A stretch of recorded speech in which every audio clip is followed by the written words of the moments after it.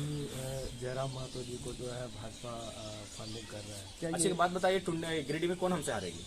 अगर हमको भाजपा फंडिंग करते तो गिरिडीह का सीट जो उनका महत्वपूर्ण सीट है 2004 में आखिरी बार झारखंड मुक्ति मोर्चा के झोली में गया था, उसके बाद कंटिन्यू 3 टाइम आज बीजेपी के पास है। अगर वो सीट का नुकसान होगा तो किसका नुकसान होगा? तो ये केवल भ्रम की बातें हैं। तो जाहिर सी बात है, आज आप देश को ये राजनेता क्रोनी कैपिटलिज्म की ओर लेके जा रहे हैं और आप जनता के साथ वादा कर रहे हैं। नहीं चलेगा, गरीबी नहीं मिटेगी। आपके पास अगर कोई प्लानिंग है तो अमीरी को कंट्रोल कीजिए, इसे देश को इंडिया ही रहने दीजिए, अडानी मत बनाइए। इस देश का स्पेलिंग INDI है, उसे ADANI तब में तब्दील मत कीजिए।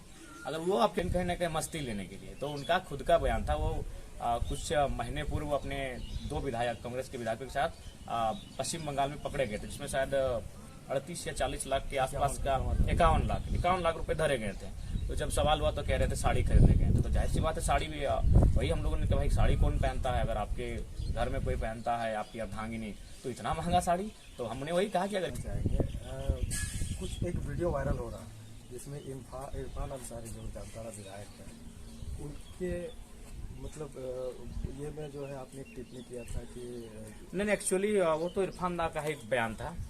पहला बात देखिए, इरफान दा को आज जो झारखंड की पॉलिटिक्स में युवा है, उनको स्ट्रीट से दूर होने के लिए देखते हैं। उनके पास ना तार्किक बातें हैं, ना लहजा है, और तो इसलिए बड़ा माने युवा है, बिल्कुल नो डाउट इरफान को वॉच करते इरफान दा को, लेकिन कहीं ना कहीं मस्ती लेने के लिए। तो उनका खुद का बयान था। वो कुछ महीने पूर्व अपने 2 विधायक, कांग्रेस के विधायकों के साथ पश्चिम बंगाल में पकड़े गए थे, जिसमें शायद 38 या 40 लाख के आसपास का 51 लाख रुपए धरे गए थे। तो जब सवाल हुआ तो कह रहे थे साड़ी खरीदने गए थे। तो जाहिर सी बात है, साड़ी भी वही हम लोगों ने कहा, भाई साड़ी कौन पहनता है? अगर आपके घर में कोई पहनता है, आपकी अर्धांगिनी, तो इतना महंगा साड़ी। तो हमने वही कहा कि अगर उससे अच्छा है कि आप इस सड़क की मरम्मती कर लेते तो बेहतर होता है। तो ये कहीं ना कहीं उनका जो बयान होता है हमेशा बेतुका होता है, कोई तर्क नहीं। और बोलते हैं कि हम जनता के लिए साड़ी खरीदने गए थे। तो फिर अब मोदी जी को बोलते हैं कि नहीं, आप 4 बांट के वोट ले रहे, तो आप भी साड़ी बांट के क्यों वोट लेंगे? आप सरकार में है, कांग्रेस पार्टी या झारखंड मुक्ति मोर्चा के सरकार में है। आप ग्रेजुएशन के छात्रों को आप 5,000 प्रति माह भत्ता कहे हैं, मास्टर डिग्री के छात्रों को आप 7,000 प्रति माह बेरोजगारी भत्ता कहे हैं। तो वहाँ काम कीजिए, आप रोजगार सृजन करवाइए। भाई सरकार में आप बैठे हैं, आप साड़ी बांट रहे हैं। तो ये था, ये बयान उनका ही बयान था, उसी बयान पर हमारा क्वेश्चन था। तो अगर इन समस्याओं से निजात पाना है तो मेरा हिसाब से जो ये स्लोगन चलता है कि गरीबी हटाओ, गरीबी हटाओ, इस स्लोगन को विराम लगाने की आवश्यकता है। गरीबी नहीं हटेगी, आप अमीरी को कंट्रोल करें। अगर आप अमीरी को कंट्रोल करने के लिए आपके पास कुछ प्लान है, यानी अमीरों को नियंत्रण रखने के लिए आपके पास कुछ प्लान है, तो काम कीजिए। आज आप देश को क्रोनिक कैपिटलिज्म की ओर लेके जा रहे हैं। क्रोनिक कैपिटलिज्म का मतलब ये होता है जिसमें IAS IPS और नेता मिलकर अमीर बनाने में सहयोग करे। तो आप तो तमाम आज हमारे झारखंड में आज अगर कहीं भी किसी गांव में जाइएगा तो कोई कंपनी आई है तो तुरंत मैंने 100-150 की संख्या में पुलिसकर्मी आके खड़े हुए हैं डराने के लिए जनता को। तो जाहिर सी बात है, आज आप देश को ये राजनेता क्रोनिक कैपिटलिज्म की ओर लेके जा रहे हैं और आप जनता के साथ वादा कर रहे हैं। नहीं चलेगा, गरीबी नहीं मिटेगी। आपके पास अगर कोई प्लानिंग है तो अमीरी को कंट्रोल कीजिए, इसे देश को इंडिया ही रहने दीजिए, अडानी मत बनाइए। इस देश का स्पेलिंग INDI है, उसे ADANI तब में तब्दील मत कीजिए। अगर वो आपके इसलिए अगर भारत देश के तमाम बुद्धिजीवियों के पास, भारत देश के सरकार में बैठे लोगों के पास अगर गरीबी हटाने के बजाय अमीरी को कंट्रोल करे, गलत अमीरी, अनियंत्रित तरीके से जो अमीरी की ओर तब्दील हो रहे हैं, अगर उनको कंट्रोल कर पाते हैं, तो मेरा भारत देश छोड़िए, हमारे झारखंड की बात करें तो 40% खनिज संपदा देते हैं। आज इसी राज्य में कुछ लोग ऐसे हैं जो दिन भर में 300 रुपए की मजदूरी करते हैं, और कुछ लोग एक कोयला का खादान है, एक दिन में 1 करोड़ बेचता है, 1 करोड़ एक दिन में। तो इसका मतलब है बहुत, या तो आपको उन लोगों से डर लगता है जो पैसे वाले हैं। आखिर वास्तविकता है, मानते हैं संविधान का सम्मान हर कोई करता है, हम भी करते हैं, लेकिन ये बाबा साहब के कथन था कि अगर संविधान चलाने वाला अच्छा होगा तो देश अच्छाई के रास्ते पर चलेगा, और संविधान चलाने वाले अगर बुरे होंगे तो फिर अभिशाप साबित होगा। तो आज उनके लिए कोई कानून नहीं है, आज वे कानूनों को तार तार कर रहे हैं। ये तमाम क्षेत्र में हमारे जहाँ जहाँ कोयला का प्रोडक्शन होता है, जहाँ जहाँ कोयला का खनन होता है, बिल्कुल अवैध तरीके से होता है, अमानवीय तरीके से होता है और असंवैधानिक तरीके से होता है, लेकिन उनको रोकने के लिए कोई नहीं। क्यों? क्योंकि वही सिस्टम बैठा है, उनके पास तमाम जो सरकारी पदाधिकारी उनके साथ लगे हुए हैं, सरकार में बैठे मंत्री उनके साथ लगे हुए हैं, क्योंकि सबको अपना पेट भरना। तो जिस दिन ये लोग ह्यूमनिज्म की बात करेंगे, जिस दिन ये मानवता की बात करेंगे, गरीब गुरबों की बात करेंगे, और सबसे पहले अपने आप को बदलेंगे। एक कहावत है ना कि अपना अपना करो सुधार तभी मिटेगा भ्रष्टाचार। तो जिस दिन हमारे नेता अपने आप को बदलेंगे तो बदलिए, इनको बदलने के लिए कहेंगे, नहीं कहेंगे 75% अपनी संपत्ति दान करें,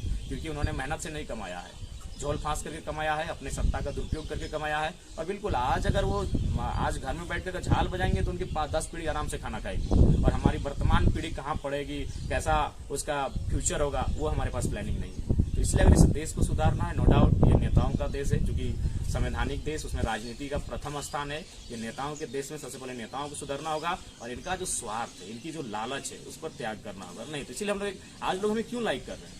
आज एक साधारण सा लड़का इंडिया और एनडीए के बीच खड़ा है, और अभी चुनाव में जीत हासिल करने की स्थिति में खड़ा है। कोई हमारा गॉडफादर नहीं, कोई पॉलिटिकल बैकग्राउंड नहीं, बस हमारी आइडियोलॉजी। लेकिन हम लोग जीत के जाएंगे तो अपना क्षेत्र है उसके बाहर एक बित्ता जमीन नहीं खरीदेंगे। क्यों खरीदेंगे भाई? अगर ये नेताजी ही सारी संपत्ति खरीद लेंगे तो जनता तो मरेगी ही मरेगी। और सीधी सी बात है, अगर जनता अपना जमीन बेचता है तो मजबूरी में बेचती है। तो जो नेता मजबूरी में जनता का जमीन खरीद ले वो अच्छा नेता होगा? कभी नहीं होगा। आज ये देश के तमाम नेता, 2-4 ईमानदार होंगे, तमाम नेता सबसे पहला काम क्या करते हैं? जमीन खरीदते हैं, प्रॉपर्टी तैयार करते हैं। ऐसे नेताओं से देश नहीं चलेगा। तो हमारी आइडियोलॉजी, हम लोग झारखंड में एक प्रयास किया, हम ये भी नहीं करेंगे जादू की छड़ी हम घुमा देंगे। हमने ये प्रयास किया है, हम लोग चुनाव जीतेंगे तो हमारे दल से जो लीडर चुन के जाएंगे वो अकुत संपत्ति बिल्कुल जमा नहीं करेंगे। अगर जमा करेंगे तो अगली बार उनको टिकट नहीं दिया जाएगा।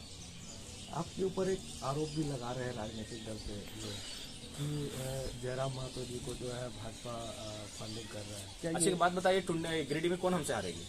अगर हमको भाजपा फंडिंग करती तो गिरिडीह का सीट जो उनका महत्वपूर्ण सीट है, 2004 में आखिरी बार झारखंड मुक्ति मोर्चा के झोली में गया था, उसके बाद कंटिन्यू 3 टाइम आज बीजेपी के पास है। अगर वो सीट का नुकसान होगा तो किसका नुकसान होगा? तो ये केवल भ्रम की बातें हैं और केवल विभ्रमित किया जा रहा है। आप अगर ग्राउंड में जाके सुनिएगा तो दोनों पक्ष कयास लगाते हैं। जेएमएम वाले कहते हैं कि बीजेपी संबंध है और बीजेपी कहते हैं जेएमएम की टीम है। तो ये इसलिए भ्रम डाला गया है कि बोल तो दिया, जैसे हम लोग का कद बढ़ेगा इनकी पोल खोलेंगे। अब बिल्कुल खोलेंगे। हमने तो वही कहा जब कि इनको बुलाइए गांव में, पानी पिलाइए, फूलों की माला चढ़ाइए और सवाल कीजिए कि हमारे गांव में तमाम किसानों की एवरेज जमीन 3 एकड़ है, आपकी 150 एकड़ कहाँ से हो गई? इनका मुंह बंद हो जाएगा। तो इसीलिए ये सवालों के चलते, ये सुकरात तो हमें याद आता है जब उसे 20 का प्याला दिया गया था, बस सवालों के चलते। तो इसलिए आज ये सवाल पसंद नहीं करते मेरे, क्योंकि मेरे सवाल इनकी प्रॉपर्टी को खोल के रख देते हैं। तो इसीलिए ये मैंने तरह तरह के भ्रम फैलाने का काम करते हैं, भ्रांतियां फैलाते हैं। जैसे चुनाव में कुछ लोग क्या किए थे कि मेरा और वर्तमान सांसद का एक फोटो था मीडिया में, उसको निकाल के पोस्टर बना के और खासकर आदिवासी गांव में जाके चिपका देते थे कि जयराम का संसद की दोस्ती है। अरे भाई 5 साल 4 साल पुराना फोटो है।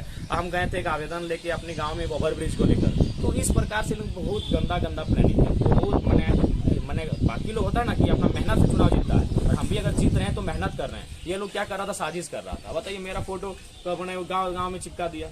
पहले जान तो लीजिए हम क्यों मिले थे उनके साथ। कौन नहीं मिला होगा भाई? फुटबॉल का टूर्नामेंट हम लोग अच्छा खेलते थे, तमाम नेता वहाँ आते थे, चीफ गेस्ट बनते थे, हम लोग फाइनल जीतते थे, फोटो तो खिंचाएंगे। उन फोटो को निकाल के भ्रम फैलाया जा रहा है कि देखिए इनका इससे फोटो है।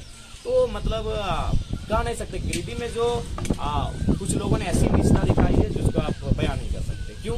ना सबको मालूम कि ये लड़का पॉलिटिक्स में नहीं आना चाहिए। अगर ये आएगा तो धोती खोल के रख देगा। और वही हुआ है, झारखंड में हर पर सवाल करने लगा। झारखंड के बच्चे भी डरते नहीं हैं, अब डरने नहीं लगे, सवाल करते हैं।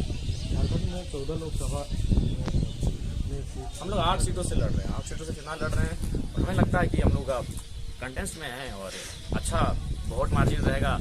हर एक जगह हम लोग लाख से प्लस वोट लाएंगे, तो ये बहुत बड़ी बात है। आज के डेट में 2 साल में लोगों को 15 साल 20 साल लगता है। लोग वही कह रहे हैं, बर्दाश्त नहीं हो रहा है। यार ये मुखिया का चुनाव लड़ता था, हमको दिक्कत हो रही है। डायरेक्ट सांसद कैसे बने? डायरेक्ट सांसद चुनाव क्यों लड़ेगा 2 साल में? तो यही इन लोग की हालत खराब है कि हम लोग जीवन भर खपा देते हैं तलवार चाट के, और ये कहाँ से मैंने जंगलों से निकल कर आया है, आज जाके सीधे दिल्ली की तैयारी में।